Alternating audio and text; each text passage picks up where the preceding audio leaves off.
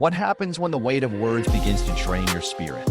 When the desire for validation leads you on an endless cycle of explaining yourself to the void.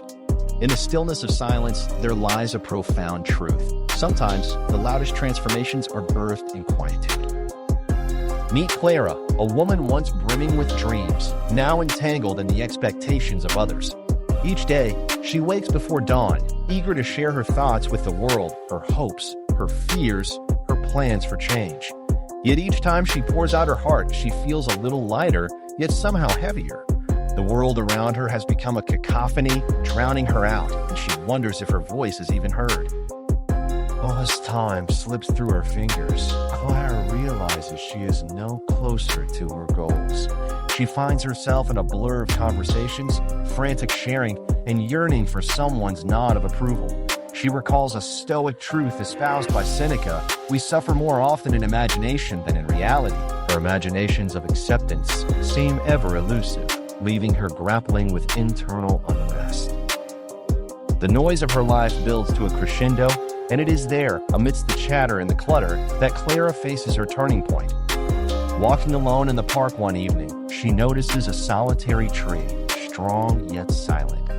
It stands resilient against the wind, unaffected by the surrounding clamor. In that moment, the words of Marcus Aurelius resonate within her. The things you think about determine the quality of your mind. If only she could reclaim that focus, could she find her strength too? With newfound clarity, Clara chooses to step back from the clamor of her own expectations. She begins to observe her thoughts, inviting a sense of silence into her life, sacred pauses that breathe depth into her existence. In those moments, she does not overshare, she listens, not only to others but to herself. A whisper awakens within her. Your change doesn't need an audience. She breaks the cycle of needing validation, and in doing so, finds the courage to act.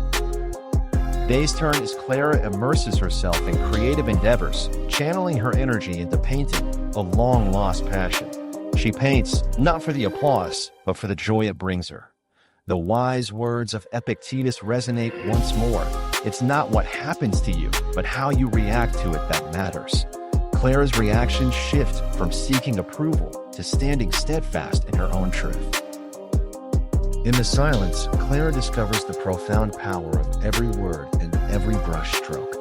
She learns to choose her battles wisely, knowing that some of the most significant transformations happen without a single spoken word. You speak badly about yourself, and the world takes note, a warning from before flashes in her mind. No longer does she speak carelessly. Every utterance becomes intentional, each a reflection of her desires rather than her doubts. As silence weaves through her life, it instills confidence she never knew she had. It nurtures relationships that flourish on mutual respect rather than empty exchanges. Clara no longer feels the need to prove herself. Instead, she simply lives her truth, allowing her actions to narrate the story. As we conclude Clara's journey, we reflect. Do we allow the noise of the world to define our worth? Or do we take a step back into that nourishing silence and let our values speak the loudest? Embrace this final thought. Deeply rooted in Stoic wisdom, you don't have to say it to prove it. Live it. Let it show. Reclaim your power, not through endless words, but through quiet actions.